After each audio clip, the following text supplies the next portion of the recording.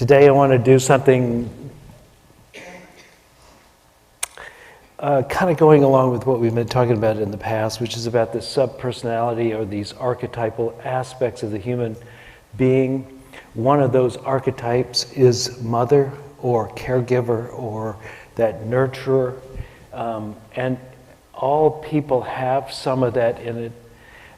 We all have a feminine and a masculine side, and so the nurturer can happen in any body for sure, but in addition to being, it can come with a masculine flavor or a feminine flavor. But I'd also like to talk about some of the other archetypes that are in human beings, and specifically in women, that are found often in women. And just so that everybody who's here can find somebody to identify with as an archetypal person. You know, not all of us are that nurturing. Take me, for instance. Not so much. So I don't really often identify with being a mother or mothering or nurturing. And just ask my dogs. You know, they have a dog's life. They don't have a baby's life. Do you know what I mean? It's like, and so it is with in this church. You'll notice that the people who do the nurturing in this church are not me. You know, we have prayer chaplains. We have beyond prayer chaplains. We have prayer chaplain emeriti. Beyond that, we have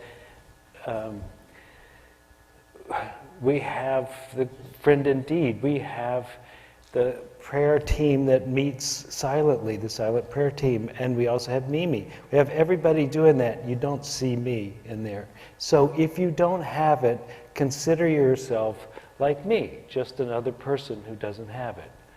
I try not to give myself a hard time about it because it isn't going to change. It's not my nature. For some people, though, it is their nature. It is their characteristic nature to take care of people, and they cannot get by a day without making a contribution to somebody's life, by doing something for somebody, caring deeply, feeling. My aunt used to say, I just have to worry about you.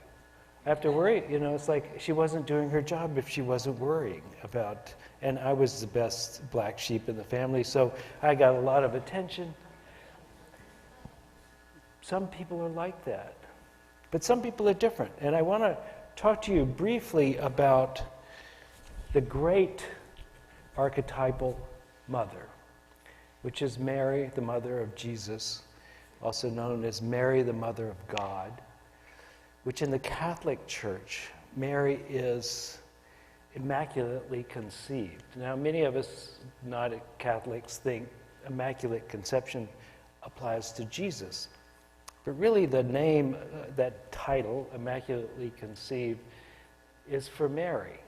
And though she was conceived in a normal way with a man and a woman, she was born pure, holy, beyond sin by the grace of God. That's Mary. So Mary is pure and perfect.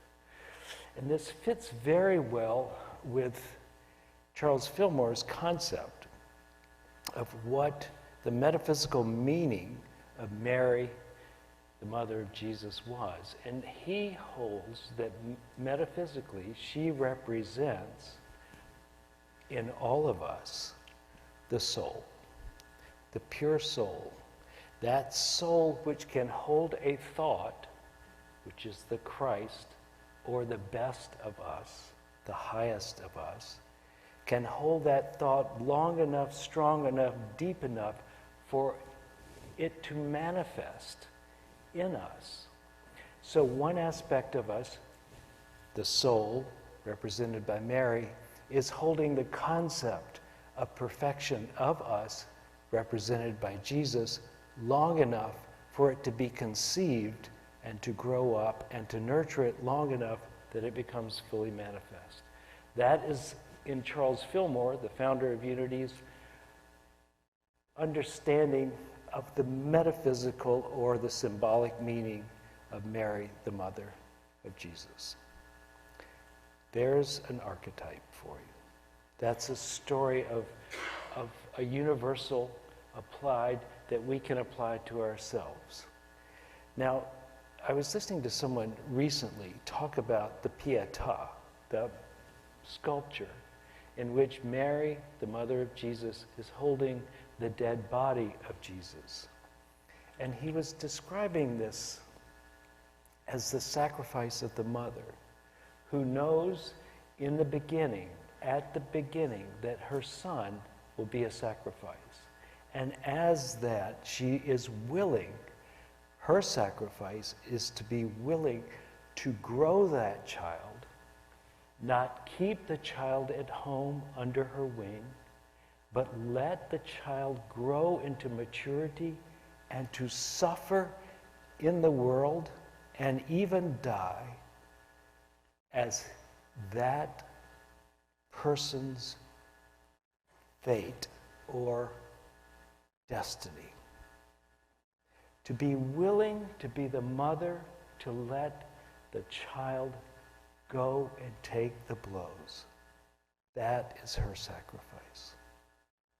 Now, if you think about it, it deepens the meaning of what it is to be the mother of Jesus, which is the same as to be your mother, in essence.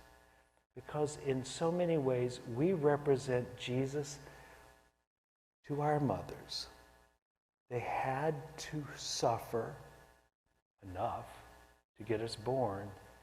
They had to also suffer enough to get us to grow up, but they also had to suffer enough to let us go. And if they don't let you go, if you don't go out, you don't mature. You don't become who you can be.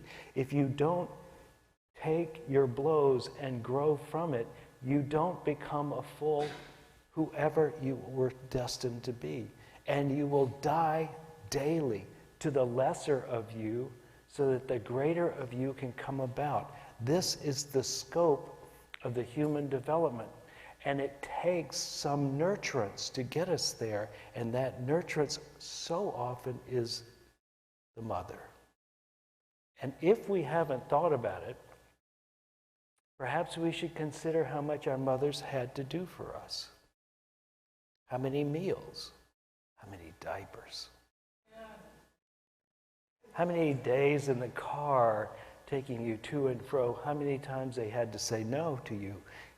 How many times they had to listen to you whine, complain?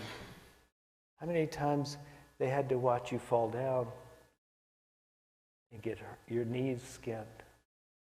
How many times they had to be there for you when they didn't have a clue how to help you through your fever? How they couldn't help you through with your homework because they didn't understand what you were doing? Whatever. How many times they wanted to do even more and couldn't do it? So we honor them not only for what they did for us, but what they had to suffer because they couldn't do more or couldn't protect us. And we are glad they couldn't, because we needed to grow and become ourselves. And we could not do it if we were under our mother's wing forever. No bird learns to fly in the nest. We had to take wing. And they had to watch us fall. So we thank you, all of you who have done it for your children. And we thank all our mothers who have done it for us. So that's one way of seeing the archetype of what it is to be a woman. Now, let me just give you my interpretation of an archetype. In the course of human history, there have been patterns that have developed in humanity. These patterns have been played out so many times. They are like grooves in the psyche of humanity. They are patterns that are repeated countlessly, billions of times.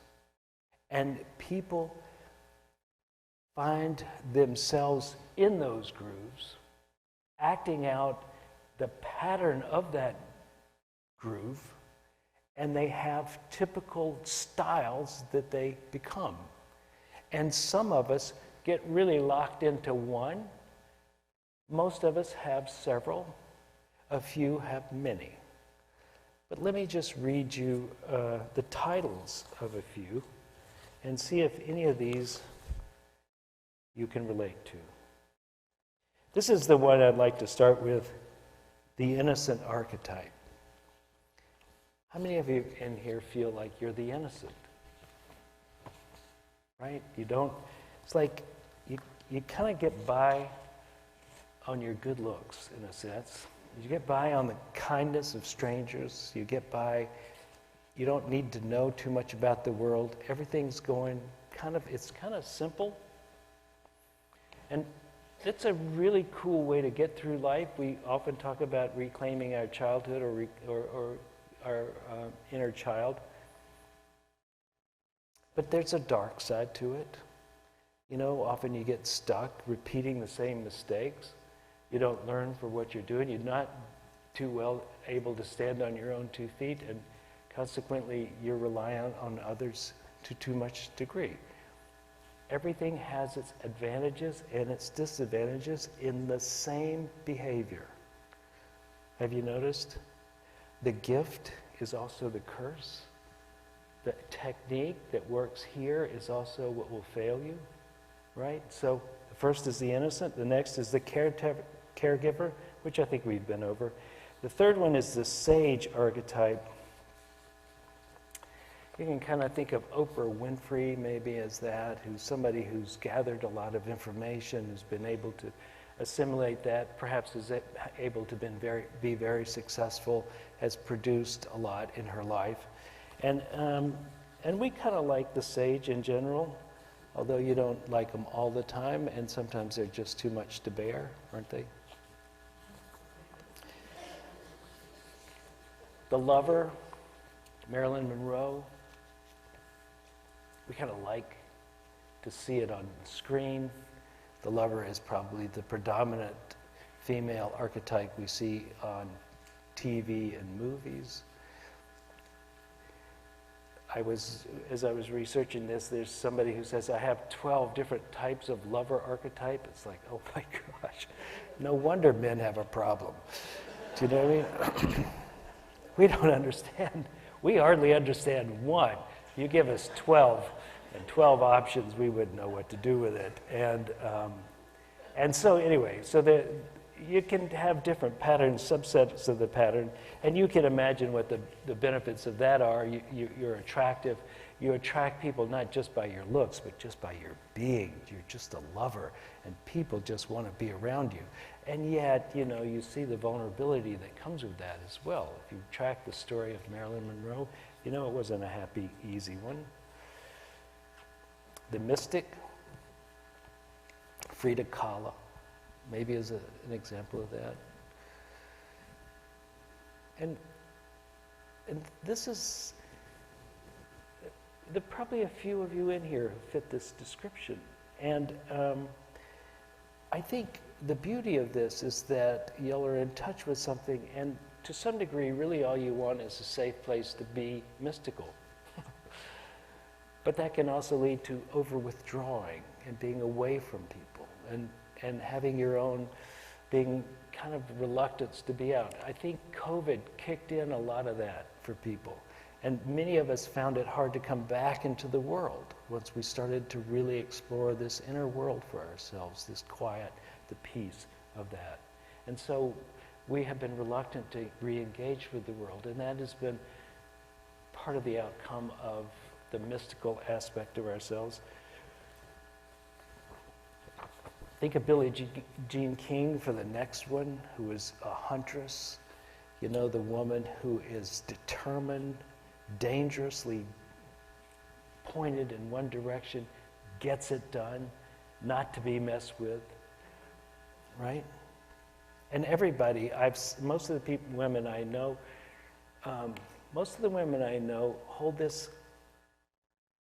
They don't show it.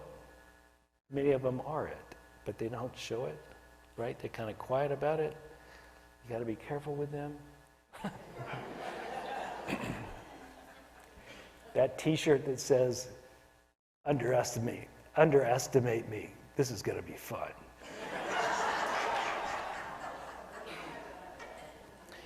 So those are some archetypes. So if you don't fit quite into the woman that is Mother Teresa or the Mary of Jesus, Mary, the mother of Jesus, feel okay about yourself. We all have grooves that we're more inclined to. We don't all have to be a mother in that classic sense. We all have our place. I would like to talk to you about another concept. And we did the Om today because this is a concept that if you're watching Joseph Campbell, he brings up in his lectures. And this is the concept that essentially there are 4 parts to the syllable Om. There's the Ah, which starts in the lower throat, O, which is in the middle here, and the and the mouth comes together, so it's more in the lips. And then there's the silence, is the 4th one. And the 4th one is actually the first one also, because it is out of the silence that the vibrations come. And the vibration starts in the back, goes up and down to the mouth, does that Om experience, and we use that sound to replicate the non-auditory or sometimes auditory sound of the nature of the energy of the universe. And that this energy is always active in creating and recycling. So we come out of the silence, the void, we come out of that, we become manifest in the physical body. The physical body is like the Ah in the back, in which we are non-luminous, we are separate, we see ourselves in distinction from each other. We are bodies here and you are there. And then as we move into the O part, the top of the round of the mouth, we're beginning to move into that state in which we are touching on the archetypal experience. We're touching in the collective consciousness, but we're also touching in to the dream state. And the dream state is one in which you realize that the dream that you are having appears to be separate, but it's also you. So we're becoming into this understanding that the relationship of both other and self is really more true at this point than the separateness of the Ah. So we're moving from separate into a state of realizing unity with the rest of us.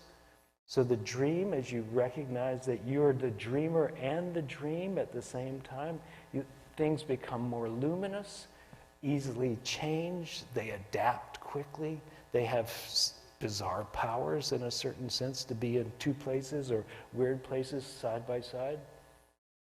And it's also the place in which we begin to talk about the gods. When we go from individual to collective, in this dream state we talk about gods, God, the creative aspect. We think in godlike fashion, superpowers, etc.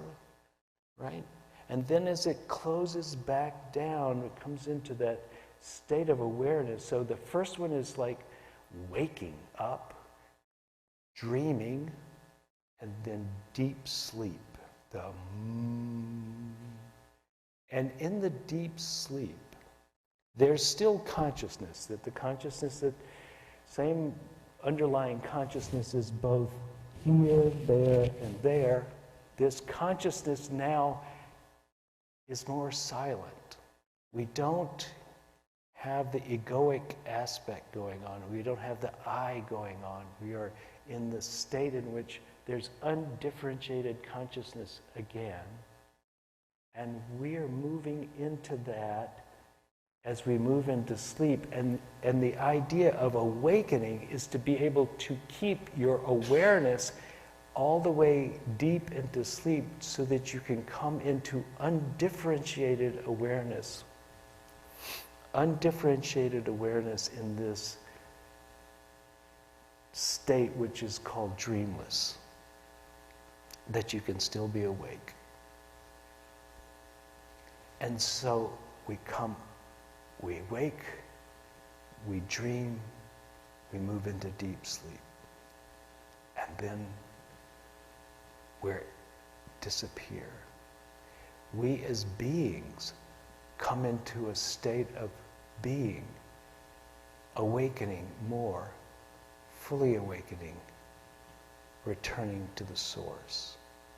And so this process, this cyclical process of coming into incarnation, going out into the world and coming back into the void, is the same circle that is represented in so much of the symbology that we call religious or spiritual. The circle is the circle of this awareness cycle. It is a circle of life too, because we come from wherever we come from the nowhereness, through the conception phase, into existence, and then back into the earth again and disappear. So the burial becomes the repeating of the womb so that we can be reborn. We are born from a circle and we return into the earth so that we can recycle. Now, if you are the mother of all, the mystical mother, you're here in the beginning, right? In which from nothing comes the soul, out of which your individuality begins, and then you return to the beginning, to the void. And so the mother is here at the beginning of everything. And so the great mother goddess is this goddess, this, as Charles Fillmore would say, this consciousness that can conceive. It is conceiving, and it lasts for a while. It goes through the cycle of life, and then it all returns to return again. And the Pietà is this Jesus figure who is coming into the world to redeem the world, to awaken and bring the awakening, and dies and comes back. And you can see that in your own life, what's happening is that you are coming out of wherever you are. And you're to get to the next level, something will die and you will be reborn. Or as Paul would say, I die daily. I die daily. You die to that which is no longer functional or optimal in your life, so that you can take a higher state the next time around. And our sense of self can get frozen in any of these passages and not get beyond it. We can become so identified, let's say at the beginning, that I'm separate and never recognize our oneness with everyone else, which will make it very difficult to recognize your oneness with all of existence. Or we can get stuck in the dream and not be willing to drop further into it. In the mystery of this life of incarnation, of awakening, there are steps that we keep taking and taking and taking until we begin, and then we begin again. This is not a traditional Western idea, for sure. But it's a perennial idea that keeps showing up in many cultures throughout the world. Western idea, we have gotten kind of used to this idea that you have one life and then you make it to heaven or you go to hell, which I think is a terrible waste of souls. I mean, and many of us won't make it in that world. Do you know what I mean? I'm pretty sure I'm on the line at best. But if you are in this, if your whole of your life is about growth and becoming, and the whole of your life is about unfolding who you are, then the nature of the way you treat your life could be different, which is that instead of living in shame and disgust with where you are, should you not be where you think you should be, you instead go, so, one more place to release and let go. One more place to be willing to be transformed. You are never lost because the process never stops. That we are always in a state of becoming. We are always the mother to ourselves. We are always unpacking the next thing. And your shame is a waste of your energy because you have never really failed. You have only taken the difficult step of not succeeding yet. And your success, if this is a true, inevitable, ongoing wheel, your success is also inevitable. You will awaken to the next level and then die and awaken to that and awaken to the next level. And so the cycle goes. The womb and the tomb, you'll be on this creative exploration of expanding consciousness for a very long time. And so should you be behind the curve, you feel at this point, it's only an invitation to continue. It's not the end of it. You have never failed and are never going to fail, because that is the nature of reality. You move from silence to Om, to silence. From nothing to creation to silence. And along the way, we will win and lose. And we must be as brave as Mary, the Mother of God, to be willing to let ourselves explore, to suffer, to die, and to be reborn or resurrected, so that we become the next thing we are destined to be, that we are being called or drawn into a deeper awareness. You must use your own mother willingness to mother your own child, your higher self, to live, to suffer, to die, and to be reborn as something better. This is the pattern of the archetype of transformation, of which we are all on, whether we know it or not. Let's not waste too much time telling ourselves we are inadequate, a failure, shamed, wrong. Rephrase it so that you realize those are just the necessary sufferings we go through in the transformational process, so that we can take the next step when it is ours to do.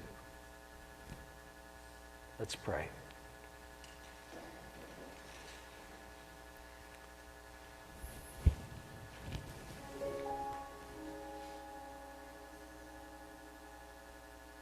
Let's remember our mothers. Remember your mother with the kindest heart you can bring. For whether your relationship with her currently is lovely or not,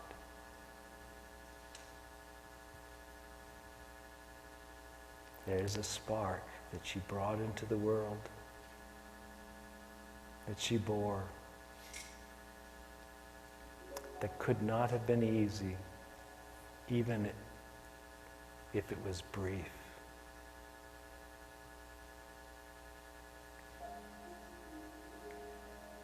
She gave you life.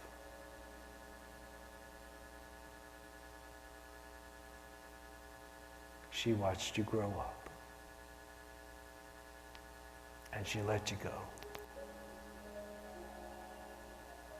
Knowing your life would not always be easy.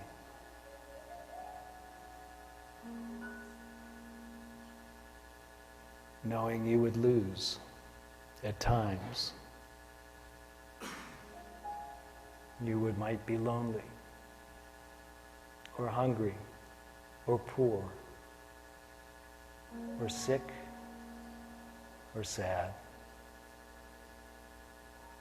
but that you would grow, and all that suffering would help you grow and become and unfold and create and join and love and explore. And that your life would find meaning and you would become someone.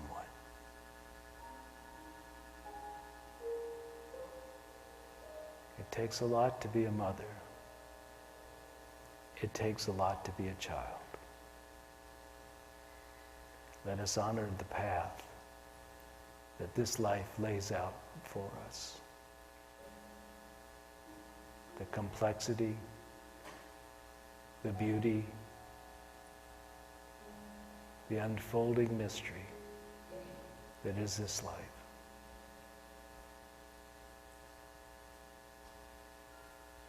Let us be grateful.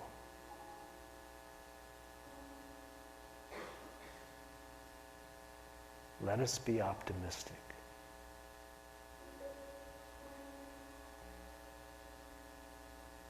And let us be daringly free with our love. And so it is. Amen. I hope you got something out of today's service.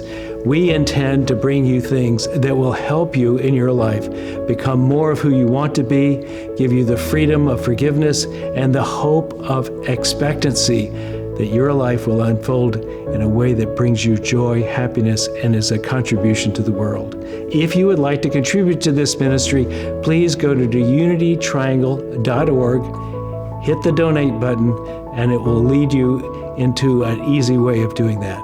We thank you for your attention and look forward to seeing you again here.